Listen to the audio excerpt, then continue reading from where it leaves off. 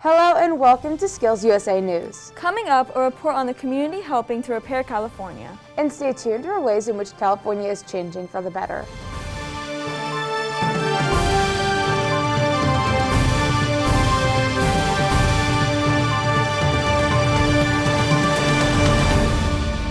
Caregivers are crucial to a successful response to the COVID-19 pandemic, as they must contribute to the pandemic response with their unique talents and skills.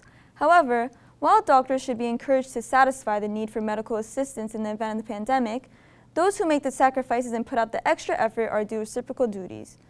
The California Medical Association previously stated that Anthem Blue Cross was reimbursed COVID-19 vaccine administration codes for the newly authorized 5 to 11-year-olds. Project Roomkey was created to provide single-family shelter options for people experiencing homelessness, protect human life, and minimize strain on healthcare system capacity. That the solutions are not going to be just local government, that we need to build more housing, we need to hire more outreach workers, we need to do all of the things that we are doing. This innovative project was created to give people who are experiencing homelessness and are recovering from COVID or have been exposed a place to recuperate and properly quarantine outside of a hospital. Tens of thousands of struggling homeowners will benefit from California's extensive mortgage relief program. The California Mortgage Relief Program intends to assist up to 40,000 California individuals who have fallen behind on their mortgage payments as a result of the COVID-19 outbreak. Eligible households can receive up to $80,000 for past due housing-related costs, with payments sent straight from their mortgage provider or bank. A total of $1 billion will be distributed, with money coming from the Federal American Rescue Plan, which was authorized in March. Environmental concerns over the air, water, and soil loom large over the state of California.